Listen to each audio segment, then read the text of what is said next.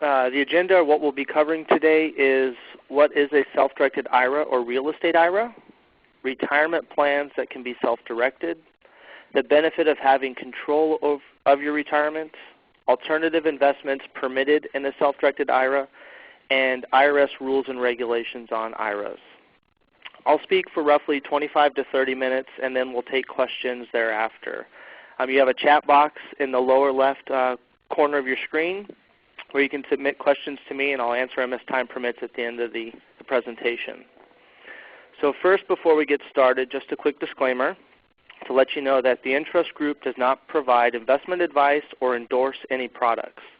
This webinar and all of our events are strictly for educational purposes only. We strongly encourage you to work with accountants, financial advisors, attorneys, or whoever may be providing you advice on the due diligence of any investment opportunity.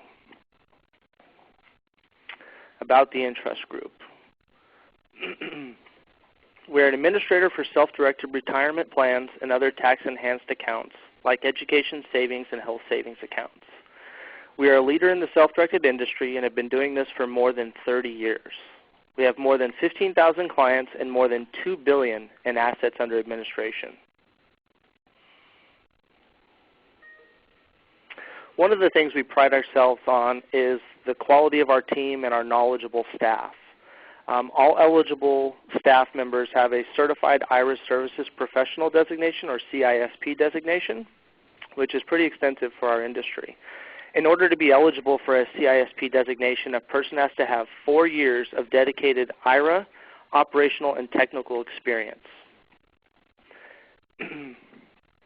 There's ongoing training that you have to take in order to continue to maintain that designation.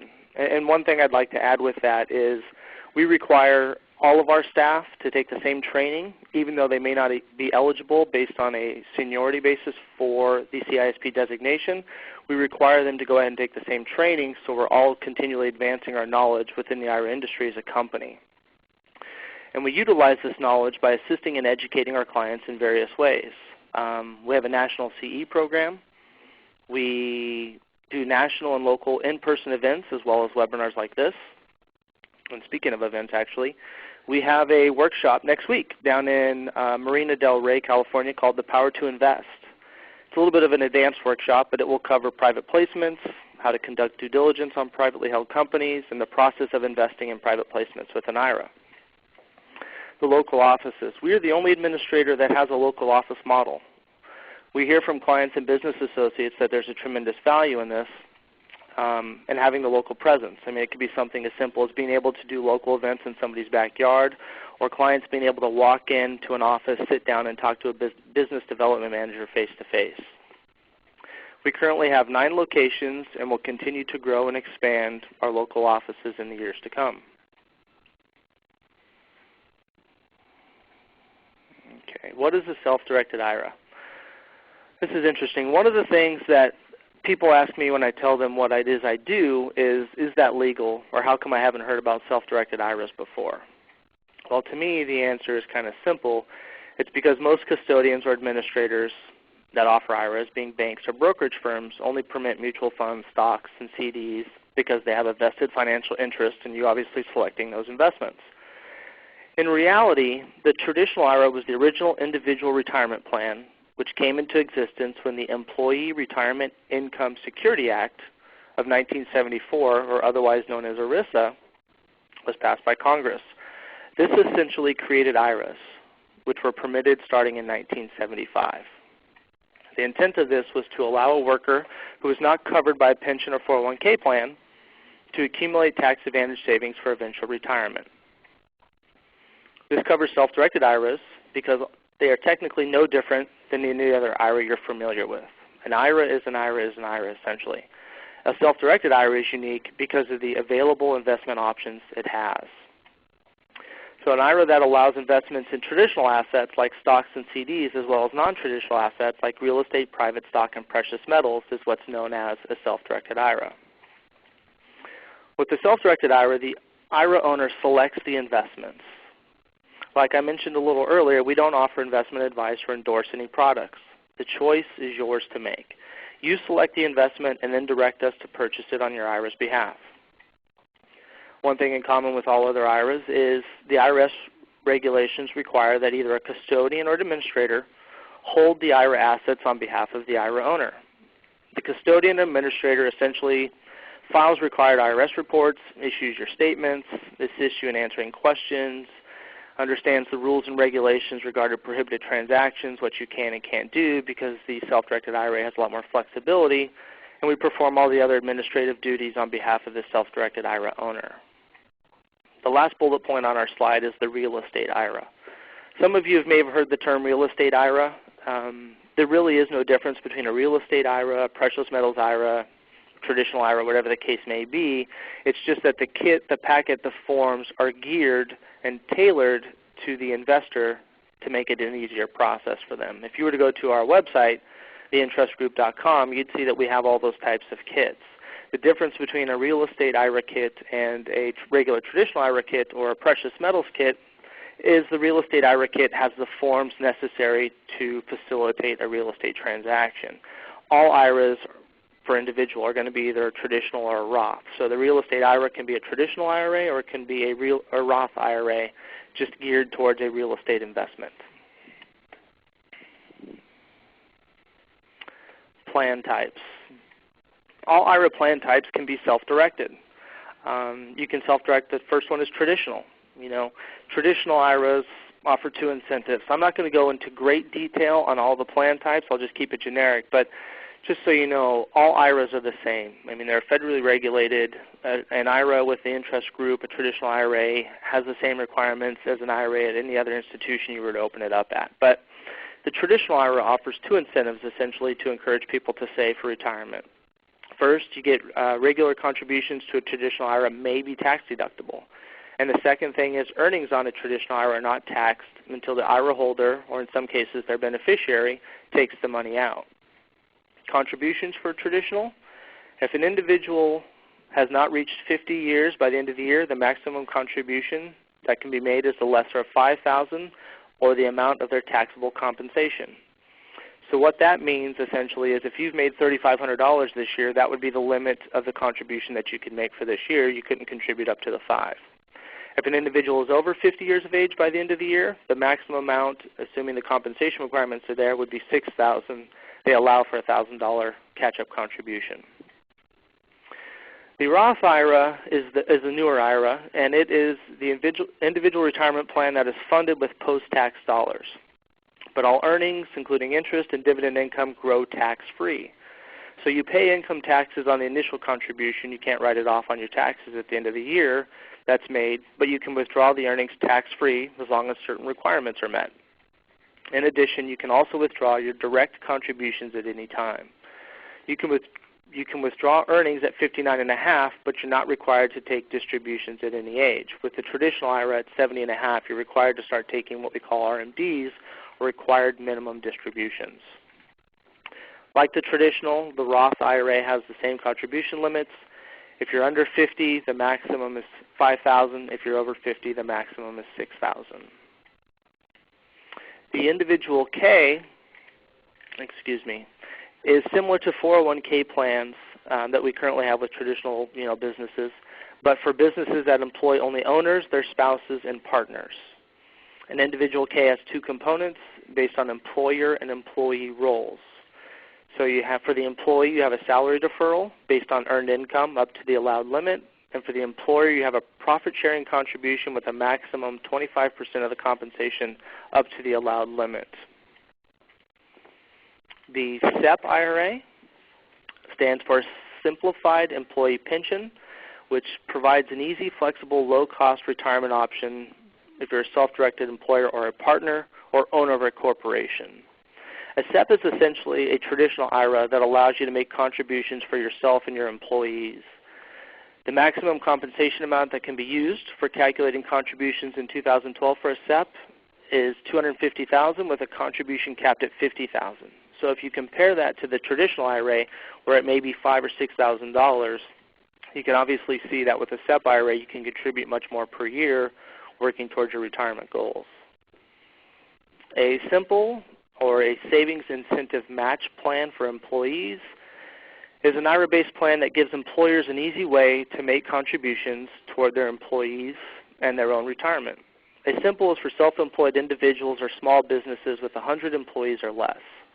As simple as a tax-deferred plan like a traditional IRA is, which means contributions are not taxed. The amount is excluded from your gross income, and the funds are taxed when they're withdrawn, just the same as a traditional IRA.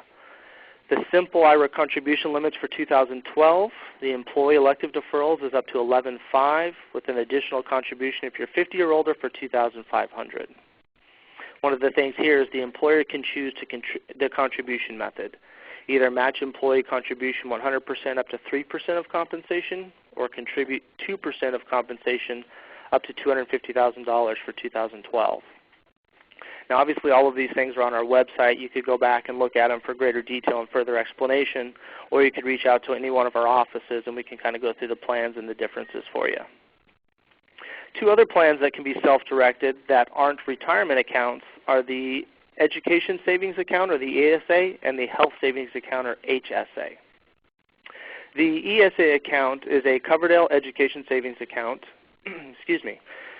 which is a way to save for your child's education on a tax-free basis. You know, contributions to an ESA are not tax deductible, but the earnings grow tax-free. So you can contribute up to $2,000 annually for each family member under the age of 18. That includes children, nieces, nephews, grandchildren. And you can use the funds, obviously, to pay for any educational expenses, including elementary, secondary, college, or vocational training, whether public or private, it doesn't matter. You can pay for educational expenses such as uniforms, computers, and supplies.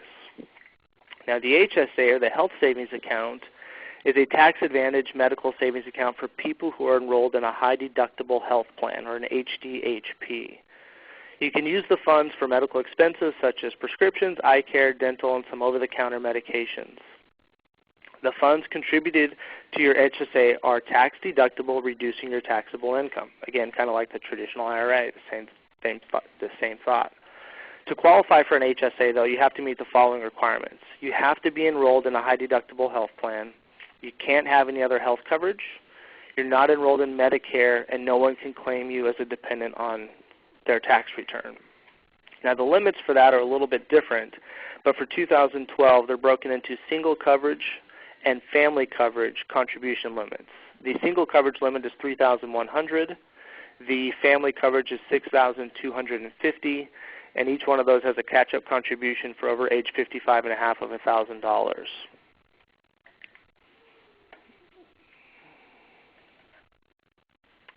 The benefits of self-directed IRAs. So what are the benefits? Well, ultimately you're able to invest in what you know and understand. You're not limited to a group of pre-selected options.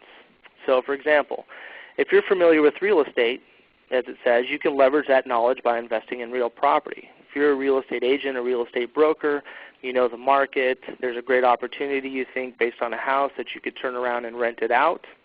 Why not leverage your IRA or retirement funds to go ahead and make that investment for you? You know, if you're in the mortgage arena, your IRA can be a lender. Let's say you see a void for people being able to borrow funds and they need hard money lenders. The IRA can be a lender. You know, it can be a recourse or a non-recourse loan. Turn around, you structure the deal whatever interest rate you'd like, but you could use the IRA as the lender. It's basically using the knowledge you have and applying that to the IRA and using the investment opportunities that you can do under self-direction. Obviously, like all IRAs, there are tax advantages provided by retirement accounts. Again, that would be no different if it's a self-directed IRA, traditional IRA, Roth IRA. All of the advantages or the tax advantages are the same. It doesn't matter if it's an interest IRA with some other firm. An IRA tax advantage is an IRA tax advantage. And then there's obviously a lot more possibilities, a lot more flexibility with a self-directed IRA.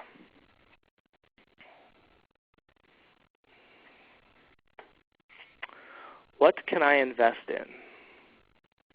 Now this is the fun stuff. Most IRAs only permit stocks, bonds, mutual funds, and CDs as investment options.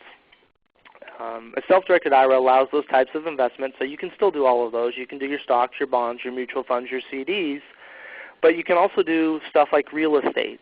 It can be commercial real estate. It can be residential real estate. You can do secured and unsecured notes. Again, previously, if your IRA is the lender, you could do a note and then secure it with a lien against the house if that's what the case may be. You could do an unsecured promissory note. You can invest in precious metals. I mean, if you look at some of the options we've listed up there, you have LLCs and limited partnerships, trust deeds. There's a lot of opportunities, and to a certain extent, it's as creative as you can be. There are a lot of things that you can do. It kind of depends upon your knowledge, what you would like to invest in. And we're here to make sure that what you're doing along the way follows the IRS rules and regulations so you don't put your IRA in a bad position. We say you can invest in almost anything, and the reason we say almost anything is because the wonderful IRS has a list of prohibited assets. Now the good news is there's only two. So instead of listing all of the assets an IRA can invest in, the IRS basically says, here's what you can't do. And the first thing on that list is collectibles. So collectibles are defined as any work of art, any rug or antique, any metal or gem, any stamp or coin, and any alcoholic beverage. Now you'll notice we have asterisks next to coin and metal, and that's because there are certain exceptions that apply to those two. Gold, silver, platinum, and palladium bullion of certain purity are exempt from prohibited assets within an IRA. And what I would invite you to do is to visit our precious metals website. If you go to entrustgoldira.com, we have a whole page for the exceptions that we've listed here on this slide with all of the things that you can invest in. So it'll have the purity and fineness requirements. All you need to do is click on the metals allowed, and it'll have a complete list for you. So if you're unsure and you want to do some precious metals investing of the metals that you can use, please click on that page. It'll list everything there, so it'll clear up any questions you might have. The other asset class, or prohibited asset, is life insurance. Now some of you may have heard of life settlements or viaticals, those kinds of things. Those are allowed, but life insurance contracts are not. There are subtle differences between the two, and we do have a lot of clients that have invested in life settlements and have done that, but life insurance contracts you cannot invest in. That is prohibited under the IRS rules. And the last thing on the list is S-Corps. Now S-Corps, it's actually S-Corporation tax laws that prohibit IRAs to invest in them because they don't consider IRAs to be qualified as investors. And the reason there is obviously for tax reasons. With S-Corporations, the owner of the S-Corp gets certain tax write-offs and benefits that an IRA is also entitled to. So if the IRA owns the S-Corp, ultimately who's paying the taxes? So that's one of the things that's prohibited there is an IRA investing in an S-Corp.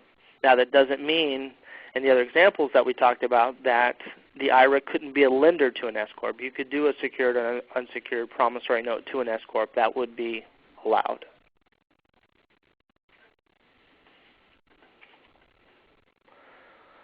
Disqualified persons. Disqualified persons are individuals or entities between whom or which an IRA is prohibited from transacting business with. So this generally includes the IRA holder, any ancestors or lineal descendants of the IRA holder, and entities in which the IRA holder holds a controlling equity or management interest. So we've listed here the disqualified persons being obviously your spouse, your parents, grandparents, children, grandchildren, spouses of lineal descendants, your IRA fiduciary.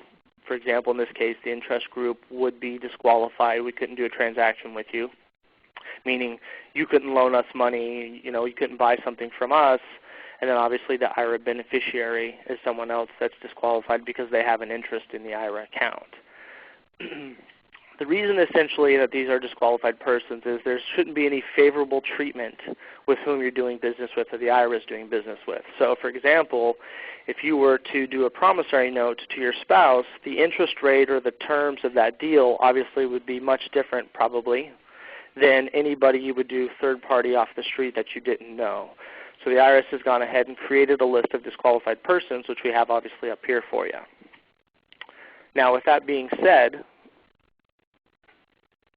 there are times when you can partner with a disqualified person. So you're probably thinking, well, you just told me I couldn't do that. Now you're telling me I can. How come that is? Well, there are certain times in which it's allowed to be able to go ahead and partner. essentially, at the end of the day, it breaks down to you can partner with a disqualified person on new deals before they've gotten started. And we have up here on the slide, obviously, partnering with yourself on a new deal, partnering with your spouse on a new deal. Those things would be allowed. And then an example of that would be, let's say I found a great real estate investment opportunity and I need to purchase the house and it costs $100,000. If my IRA is going to go in as a 50% partner and I personally am going to go in as a 50% partner, we would each put up $50,000 and have an undivided interest in the property at 50%. Now along those lines with that, because I only own personally 50% of the property, I have to pay 50% of all the expenses, but I get 50% of all the income. And on the other side of that, the IRA needs to pay 50% of all the expenses and then 50%. They get 50% of all the income. So you can partner on a new deal, again, with any of the disqualified persons. But once you've started that deal, you can't bring a disqualified person in after the fact because then that would be a prohibited transaction. So for example, let's assume your IRA has purchased the real estate, your IRA owns it. You can't move in your parents to that house and then let them rent it. Even if they were paying a fair market value, they can't live in the house because they're disqualified persons and the IRA already owns the property in that example. The other things that we have up here are partnering with your cousin and leasing the property to your siblings. Now the reason that those are okay, and it doesn't say partnering with your cousin on a new deal, is your cousin isn't a disqualified person. I guess they figure there's enough of a separation there that you would treat your cousin in a transaction the way you would any third party, neutral third party essentially. And leasing the property to your siblings is because the siblings are not disqualified persons either. So in the example I used where the IRA owns the property and you wanted to move your parents in, that wouldn't be allowed. With your siblings, it is. They're not considered disqualified persons. The IRA could buy the property and they could actually move in and then pay fair market value rent to the IRA for income.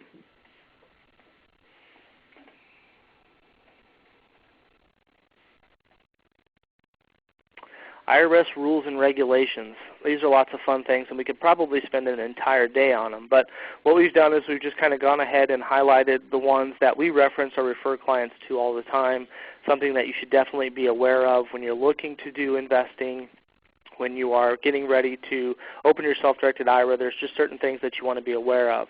One of the things that I mentioned when I was discussing disqualified persons was prohibited transactions, and that's under IRS Code 4975.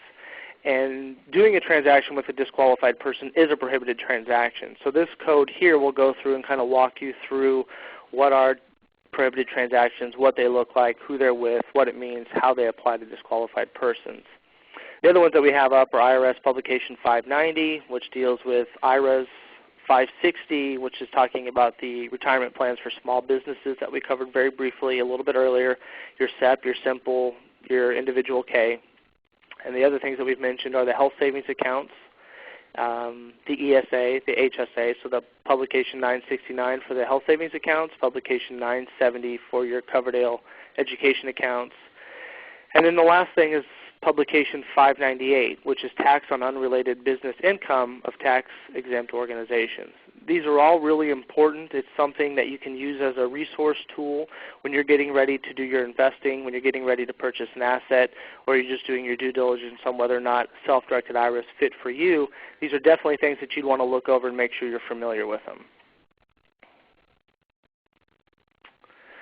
Steps in the investment process. Obviously, step one would be to open an Entrust self-directed retirement account. Without a retirement account, a self-directed retirement account, it's pretty hard to do transactions in self-direction. We have the forms on our website to get started. The kids have a great step process that walks you through opening an account. If you reach out to your local Entrust office, any one of our business development managers, would be happy to explain the process, answer any questions, walk you through completing the forms, and just make sure that that is pretty clean and easy for you.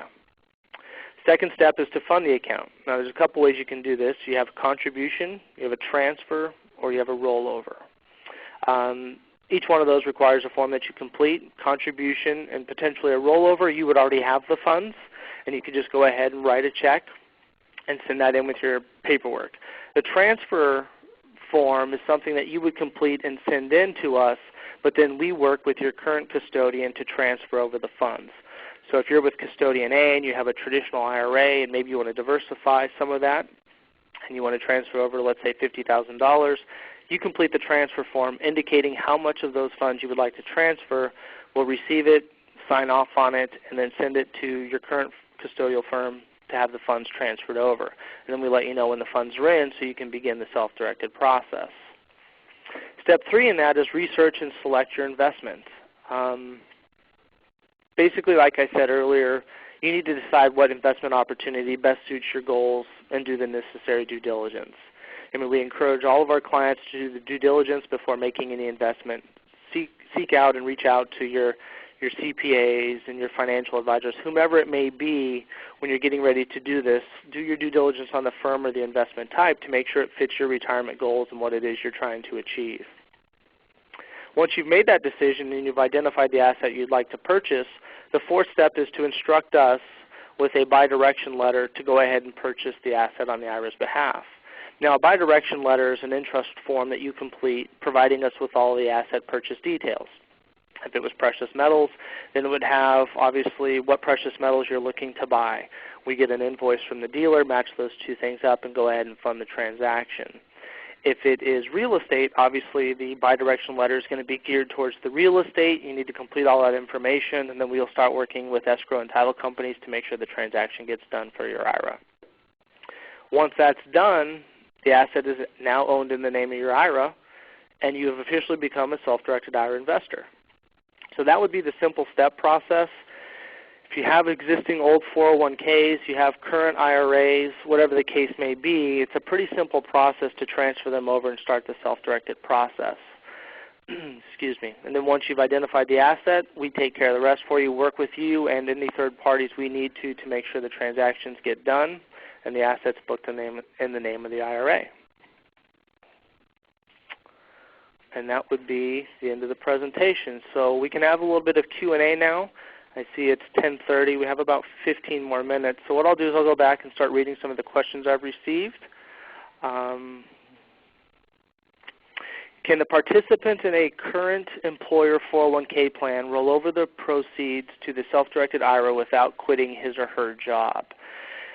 Now that would be determined or depending upon the plan that you currently have. Some 401k plans allow for what is called an in-service withdrawal provision, which means you can take those funds out without penalties, obviously still working there and still having your current plan, and roll those over into either an IRA or most commonly what happens is you roll those into what we call a record-keeping model for a retirement plan. So you have a plan established somewhere else. If it's an individual K plan, you have that established, you can roll that over and kind of outsource it. But to do that and roll it over into a traditional IRA without closing the plan or being unemployed or let go, you would have to check with your human resources department or your plan administrator to see if it has what's called like an outsource withdrawal provision allowing you to take some of those funds out. That's a great question. I have a self-directed IRA account with Entrust as custodian, Entrust FBO, has the name, IRA account number. An offer on my behalf was made to Entrust Group in June on real property in Vegas.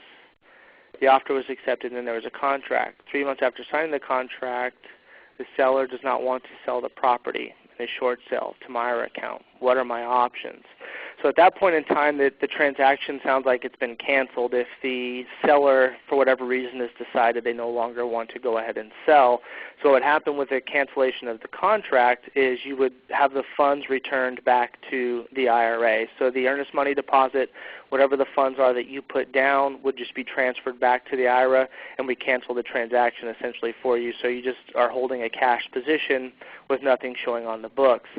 Now, what I don't know is the reason why, the seller, or you've said here you want the seller and the bank to honor the contract. How can you help as president of the Entrust Group? My advice to you would be to seek legal help on that, because what there would be there, if you had a contract with the seller, and if there are legal reasons as to why the seller should still be honoring that contract, then you should seek legal advice, and you can go after them. And the IRA can actually defend itself or, pay the legal expenses in that case to go ahead and fight to have that contract be honored.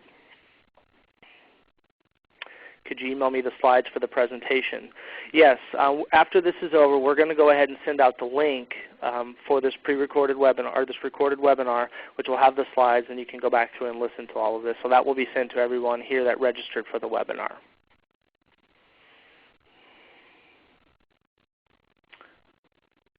Do you need to set up an LLC for the IRA? You do not. An LLC definitely can be an investment tool or an investment option for you.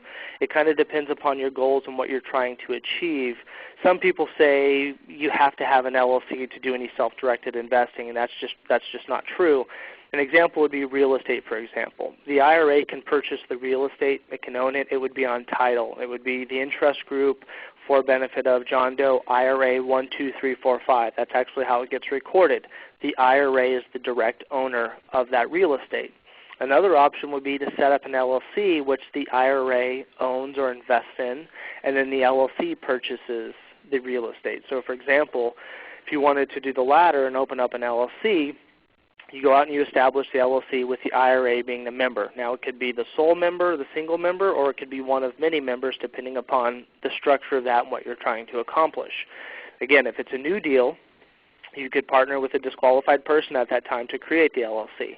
But you would invest in the LLC, the IRA is a member, we sign off on behalf of it, and then you set up a bank account and we fund from the IRA to the LLC the investment. Let's assume it's $50,000. You now then can go out and purchase assets with that money, but it's titled in the name of the LLC. Now, one of the things to be very careful of is because the LLC is an extension of the IRA or it's owned by the IRA, you need to make sure you would be following all the same rules and regulations just as we would if we were processing the transactions for you here. So just because you've invested in an LLC and the LLC is out there doing the business, it doesn't make you exempt from any of the IRS rules or regulations. What are the costs involved? Great question. It depends upon, we have two different fee schedule options, one being a flat fee and one being a tiered or value-based fee. So depending upon your portfolio, what it looks like, how much you're willing to move over, how much you want to invest, as to what option works better for you. So the flat fee, for example, is $295 annually. Doesn't matter if the asset that you've purchased is $5 or $5 million, it's a flat fee, it's $295. Now there are transaction costs when we go ahead and actually process transactions for you, and depending upon what the transaction type is, those costs can vary. Real estate is $125. All other non-real estate assets, excluding precious metals, are $95. Precious metals transactions, there is no actual transaction charge. Precious metals annual fee is $150. Again, the fixed fee for everything else is $295. And then we have a value-based fee option, which is really good for clients that have a lot of assets that are at smaller dollar values. So in the $295 option, if you had 3 or 4 assets at $295, that could get pretty pricey. If you have 4 or 5 assets that are maybe worth $4,000 or $5,000, $10,000 in the value-based, it's a better option for you because that's a minimum of $195. So depending upon your portfolio, what it is you're trying to accomplish short-term and long-term as to what's the best fee value option for you. But if you visit our website, we'll have all our fee schedules up there for the general asset type purchases, your real estate, your private placements, as well as the precious metals fee schedule for precious metals accounts and transactions. Do state employees roll over their retirement savings? That's definitely an option. It's something you could do. You could take, whatever the plan that you have is if you're no longer employed there, and you could roll that into a traditional IRA. Once that's established, that would be a direct rollover. You would just let them know the account that you have established. They'd cut a check and send it over. Once that hits the account, then you could start directing and self-directing your retirement portfolio. So we do have state employees that do it, and then people that have left old jobs or have old 401ks that are sitting out there. They're starting to publish the fees on those statements, so you're kind of seeing what you're paying to maintain those old 401k accounts that may or may not be benefiting you. But we do have a lot of people that roll over existing portfolios. Can I combine funds from a Roth and a traditional into the purchase of a property? You definitely can. Now obviously there what you're doing is you're taking your Roth IRA and your traditional IRA and you're purchasing one asset. And I'll go back to the example of the real estate again. So let's assume it's a 50-50 just to keep things simple. Your Roth IRA owns 50% of that property. Your traditional IRA owns 50% of that property. But we do have clients that will do that a lot. They'll take their traditional IRA, their Roth IRA, and they'll partner with those two things to purchase assets. Another option that could be done if you wanted to do it, if it made good sense for you, and this is something you definitely have to consult a tax advisor or CPA, you could obviously convert your traditional funds into a Roth IRA and then do a complete purchase with the Roth, but that's something you'd have to talk to somebody about. Can I invest in offshore assets with my IRA? Example, beachfront property. Yes, you can. We have a lot of clients that have actually done that. We have people that have purchased properties in Mexico and Nicaragua and just basically all over. That's one of the beautiful things about self-direction is you get to choose what it is you would like to invest in. We're not saying here's a box of 8 different things and this is what you can invest in. You can invest in lots of different things. So the beachfront property in a foreign country is definitely one of those things. We do a lot of those transactions. Every country is different. Some require that you create an entity first and then you fund that entity, and that entity is the one that purchases the land because they won't allow an IRA to hold it. And we're kind of familiar with some of those countries because we've done it, like I said, Mexico, Nicaragua. We have some clients that have purchased land in India. So it's something that you can definitely do. Again, just do your due diligence, pick the one that you think fits best for you, and it's something we can help you accomplish. How do you finance real estate on the self-directed IRA owns property? Example, expenses, repairs, etc. in case of the rental property. So how do you finance real estate? You can obviously get a non-recourse loan if you had to go in and basically debt finance real estate. I'm not quite sure if that's your question or not, but let's assume you're trying to buy a house that's $150,000 and your IRA has $120,000. You could borrow the additional money needed to purchase that property. So that could be done through a bank, or it could be done through a hard money lender, or somebody else's IRA could be the lender and loan you that money so you could turn around and purchase the property. So that's definitely something that can be done. But again, the IRA owns the asset, so it needs to continue to pay for the ongoing expenses to make sure that everything is okay there. So as the property taxes come up, insurance, if there needs to be repairs, the house needs a new roof, whatever the case may be, the IRA would continue to pay for those things. What are the fees to open a individual 401k? I've seen fees from $250 to $5,000. Why so much variance? I can't speak to the variance between the different fees. To be honest with you, I've not seen anything up to $5,000. That sounds, obviously pretty pricey. For us, there's a $300 plan fee that you need to do, and then an account opening fee of $50. So it would be $350 to get started. Obviously, once you have the account up and running, there are asset fees like I described before, depending upon what assets you're investing in, what that looks like, and the dollar amounts. But to get started would be $350. You're right, that is quite a variance to go from $250 to $5,000. I'm not sure why that would be so large. What are the typical time elements involved in setting up a self-directed IRA, transfer from a pension fund? Once we receive the completed paperwork, so you've already downloaded the kit. Let's just assume it's a regular kit. You've downloaded that, completed it, and you've either emailed it in, faxed it in, mailed it in, whatever the case may be. Once we have that, the turnaround time, excluding any issues we may have that we'd go back to you and verify, is 24, no more than 48 hours. Typically it's done within a business day. Once we've done that, we'll turn around and then we can do the transfer, which is what you're asking. Now, a transfer typically takes about 7 to 10 business days. We quote clients 2 to 4 weeks, and the reason is because we really can't control that process. When we get that transfer form in, we'll look it over, we'll make sure everything is completed properly, but then we send it out to your current or soon-to-be previous custodian at that point in time. Whatever their processing timelines are is kind of what we're held to as far as a time service standpoint, unfortunately. Now, what we do encourage clients to do is if the transaction is time sensitive, to reach out to those clients. To reach out to that custodian and let them know, A, that it's coming, but B, put a little bit of pressure on them. But typically, it's 2 to 4 weeks is what we say, or 7 to 10 business days. Once we have those funds, depending upon how it came over, we do have a little bit of a hold policy, just to let you know. So if the money comes over via wire and you've selected the wire option on the transfer, the funds are available the next business day. If you've selected a check, we do place a 5-business-day hold on the check just to make sure the check is cleared. There weren't any issues with it. We've had those come back, unfortunately, with stop payments. Sometimes they're cut for the wrong amount. So we do place a hold there on the check, so you may want to be cognizant of those time frames or talk to the business development managers at your local offices to see if there's any time sensitivity issues.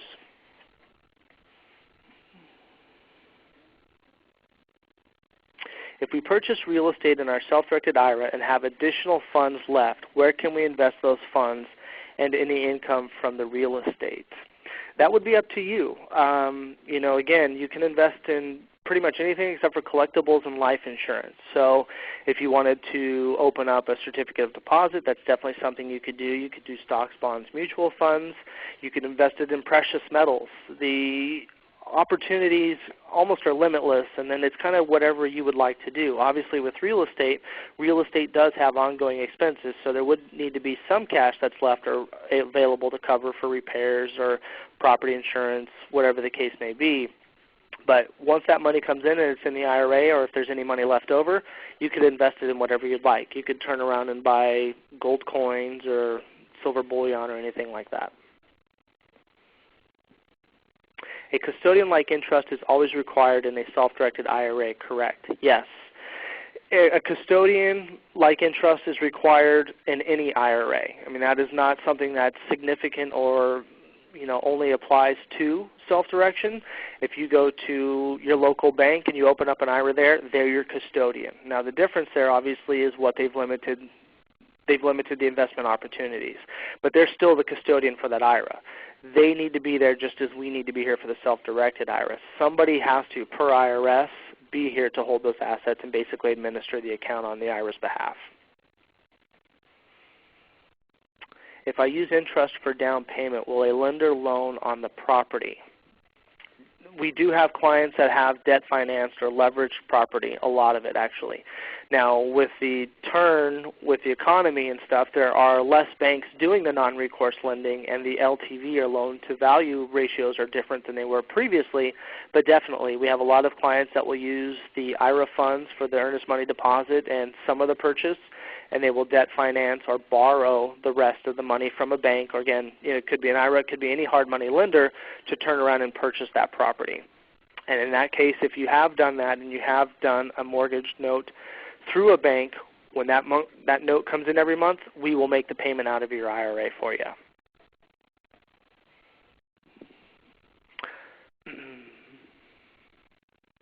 What are my options for investing rental income derived from my real estate IRA? Can I transfer the IRA rental income into another IRA account on a periodic basis? So I'm going to assume the transfer to another IRA is outside of Entrust. That's definitely something you can do, but there will be fees that apply for that. We have what we call in the industry partial or full termination fees.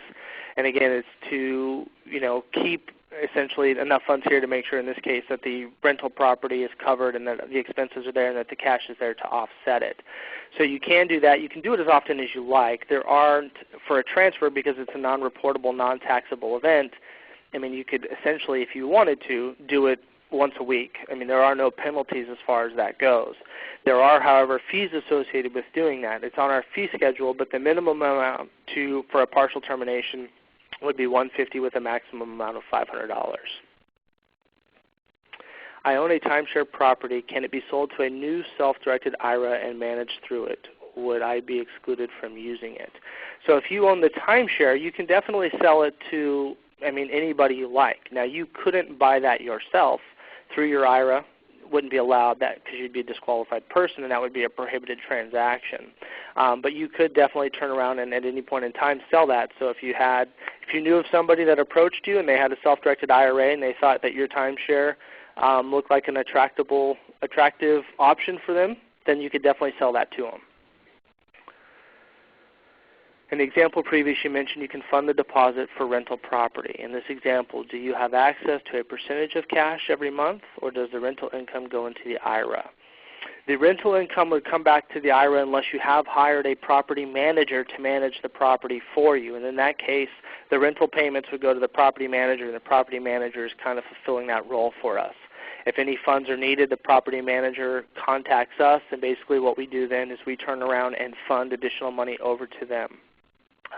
So there's a property management rental agreement that we sign off on, and on behalf of the IRA to kind of get that done for us and help that happen. If you don't have a property manager for the property and Entrust is paying the bills on your behalf, the rental income would come to your IRA here. We deposit it when it comes in. It's not a contribution. It's asset income, and then we turn around and pay the expenses out of that. So if the property taxes are coming up at the end of the year and we get that bill, we turn around and pay that for you.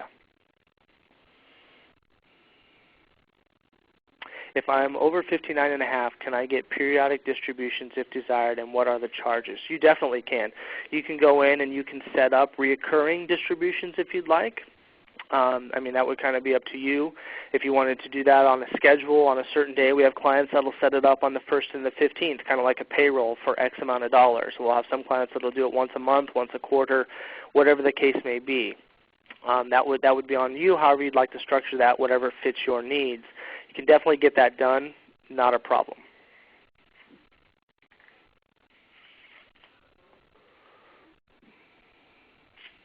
Okay, does anybody else have any other questions?